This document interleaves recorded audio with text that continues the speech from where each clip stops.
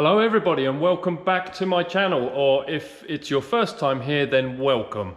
I don't know if you saw my last video I did with the trip with the Mini to Belgium, but I got back in Finland a couple of days ago. I'm back at work and yes, so today I had to move this because we had another car coming into the workshop. And when I moved it, it was a big puddle of Gearbox oil on the floor. So if you have watched any of my last videos, I mentioned that there was a clonking noise when you accelerate hard or take your foot off the pedal suddenly. There's like a clonk, and at first I thought it was the gearbox mount, which is brand new, but it's really soft, cheap one. And yeah, it's not that, because I noticed actually before I went to Belgium that there was a little, when I had a look underneath the car, there was a drip of oil on the bottom of the gearbox. And when I rotated the rear wheels, it clonked either way. So I thought that maybe the lash on the rear diff was too large. Don't know why, maybe something has come loose. But for it to leak oil also, maybe on one side of the gearbox you have a removable cover, and apparently on high powered cars that is prone to breaking because of the force inside the gearbox. Obviously I don't have hardly any power in this, but I don't know. I need to investigate it. So today I pushed it to the side of the workshop, and you can't see right now, but I actually have a lift underneath that lifts it up, I think just over a meter. So I'm going to remove the rear wheels and have a bit more of an inspection on, it's this side, the left hand side, that has the cover. So I'm going to take the wheels off, lift it up, drain the gearbox oil, and I haven't decided at this stage whether I'll just take the engine out, take the gearbox out, because actually a friend of mine has a spare gearbox. I haven't found any for sale online, but a friend of mine has one. I'm not sure if it works or not, but it's in a car that's in his field, but it's a 6-volt one, for 1200. So I would need to remove it from his car that's sunk in a field, and then replace it with the one that's in this car, which is a complete load of hassle. But like I said, I can't find one, and I would like to sell this car, but obviously I can't sell it if it's clonking like this, and I'd like to get it MOT'd. Right, so I'm going to start and loosen off the rear wheel bolts before I lift the car up, and then I can just gun off the back wheels, and I'll drain the gearbox oil, and then we'll have a little inspection to see if there's anything obvious, or whether I start taking this side of the, like take the brake off and the axle tube and stuff like that and inspect it, or whether to just take everything out. I kind of like taking the everything out option, just because it can take a lot less time that way, rather than trying to fiddle around when it's on the car and you can't quite get to everything. So yeah, so let's start by taking these rear wheels off, shall we?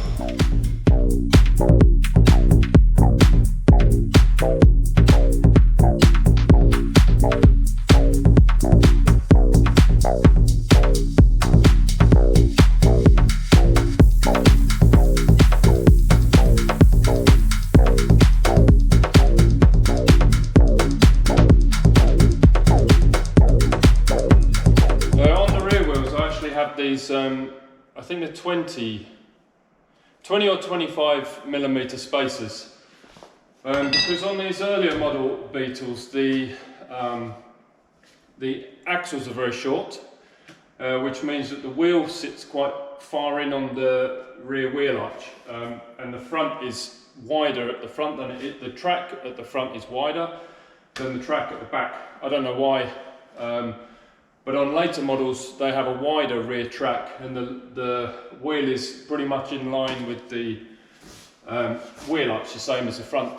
And on my red 64, I actually used a later gearbox because for that reason, so it had the wider track, so I didn't have to use spacers, just because I think it looks a bit better on those. But actually on a completely standard car, I quite like the look of the narrower rear end, just because it's like the standard, you know. So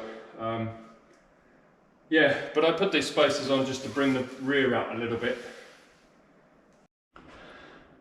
Right, with the wheel removed, you can see this nut here holds the drum on, and this is the end of the shaft that goes to the gearbox.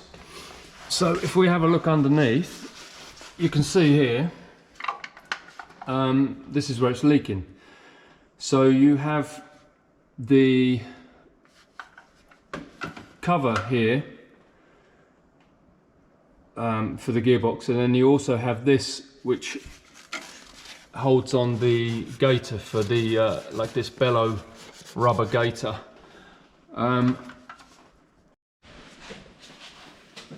Okay, first up I'm just going to drain the oil. There's a plug here. There's actually two plugs, one at the front and one at the back.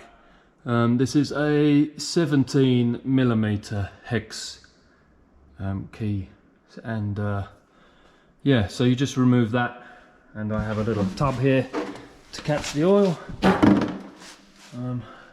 so let's get that off.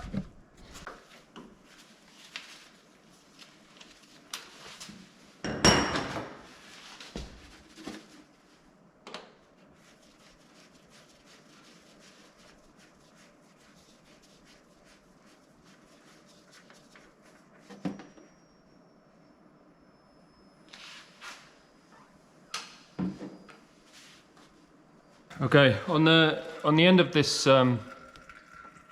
plug, there's a little magnet, and if there's any problems with the gearbox, then if there's any like gears grinding and stuff like that, then obviously there's going to be some metal filings that then stick to this magnet. So this can be an indication if there's anything major wrong with your gearbox. And also if you look in the oil that's just drained out, you can see if there's any like shiny bits on the surface or inside the oil that would indicate wear on the gearbox or any failure. So I don't know if you can see, there is a little bit of gunk, but nothing that looks too bad, you know. You get some, is there a little bit of sparkly there maybe? Let's have a better investigation. Okay, you can see on the end here there is some gunkiness, which is quite normal, you know. You will get some gunkiness as the oil ages and whatever, and there is always a little bit of wear in these things because there's moving parts, but this doesn't look too bad. This doesn't look like there's anything scary in there. There's no chunks, or there isn't loads of filings in there or anything, so far that looks okay. Next, let's have a look at the oil. Okay, I think from memory the Volkswagen gearbox only holds, I think, 1.5 litres of oil, gearbox oil. So if I put my hand in there and look for any sparkles, it looks a little bit like metallic paint, you know, because if there's any big problems of the gears grinding, there might be chunks in there of metal or like this metallic effect in the oil, but I can't see anything. There's like air bubbles in there. If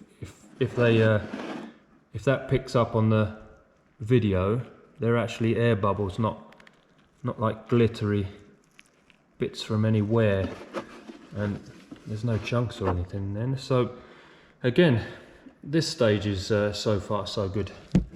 Okay, I just cleaned up the thread on a wire wheel on a bench grinder and cleaned the magnet off.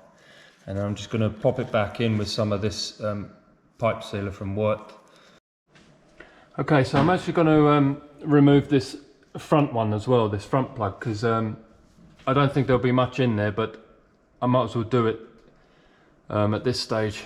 So because when I take these off, I want there to be as little oil in there as possible. So I'm just going to pop that one off as well. Oh man, what a knob. I took the plug off thinking that there would be just a little dribble, so I just left the cloth on the floor and it all gushed out all over the floor, so now I have to clean up all this mess. So if you're doing this at home, put the bucket underneath the second one as well. But I'm glad I took it off, because obviously all that oil would have been in the box still when I removed it, and it would have spilt out probably on me instead of the floor, so probably a good thing, huh? And again, on this drain plug, I don't know if you can see that, on this drain plug there's a magnet as well, and again the same thing, it doesn't look too bad. There's a little bit of gunk on there but nothing too bad, so again it's looking promising. I'm hoping it's just like the big circlip that's popped off, which would be unusual, but I don't know, it would be great if I could save this one, but we'll see. Let's keep going. Okay, next stage is to take this lock-in pin out. This is just to ensure that these don't come loose, because if these came off, your wheel would actually fall off. So this is for a safety measure. There's actually a hole that goes through the shaft, and you put one of these clips in, which is looped around the other side, you see. So just need to pull this out, and then I'll lower the car down and we'll get this nut off. Right then, so I've never used this before. There's another method that you have this tool that you bolt on similar way to this, and it has like these two gears that converts the torque, so it's easier to take this off. I assumed that this went over the center here, but it doesn't line up. So it goes around this way, and obviously it goes against the floor, and then you have to undo it with a breaker bar. I did just go on the other side and get this bigger, chunkier one, but we only have imperial sockets. This is 1.5 inches and it's just a little bit too loose. So I might break my breaker bar, because I'm going to also put an extension on this, but let's see what happens. Okay, I don't know if you can see in there, but there is a little gear, and that is the adjuster for your brake shoes. So you need to turn that one way and it will loosen, and obviously the other way will tighten it up. So you need to back them off so the shoes are nowhere touching the drum, and then we can pull this drum off. Okay, with those shoes now backed off with a flat blade screwdriver, I can just stick it a bit tight. There we go. We can just pull that off. You can see that it's actually on a spline look. I did renew all of these and paint everything there, but they obviously get covered in brake dust and everything, but they're actually pretty good. So yeah, next stage I think I'm gonna disconnect the handbrake, which is this, which works on this lever. So when you pull your handbrake lever up, look, it pulls that, which pushes the shoe out, and that's what grips against the side of your drum. Damn, these drums have seen better days. Look at that, that's pretty bad, but they seem to work all right. So yeah, so I need to disconnect that. There's a little bolt on the back with a little bracket that holds this. Okay, GoPro just died on me, so I will just finish this little clip off. So yeah, just quickly saying, these are the adjusters that I just backed off. So you can see when you wiggle it with a screwdriver, it pushes them in or out depending on which way you turn them, to obviously set the gap between the drum and the shoe. So yeah. Right, it's actually the next day. The battery died on my GoPro yesterday, so it didn't film me undoing these nuts, but they came off really easily, and I think it's because this car wasn't built that long ago and it hasn't had chance to get a bit rusty on the old threads, so they come off really nice. What I'm going to continue with now is, you see this bolt needs to come out, and it has this little bracket thing here which holds the cable for the handbrake, and then I'm just going to unhook it from here. Okay, so there it is. It's just a little retaining bracket thing for the handbrake. So now there's some slack on this, and it should, yeah, there we go, it just unclicks, and then you can pull it out there like that and let it dangle. Okie dokie.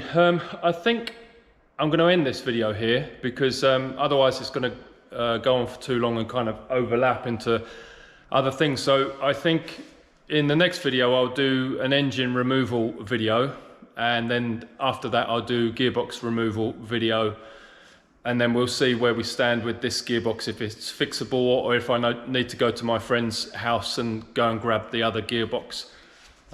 So yeah, I hope again this has been useful. Leave a comment if I've missed anything out, and I hope you enjoyed it, and we'll tune in for the next episode. Exciting stuff, huh? All right, thanks a lot. Cheers.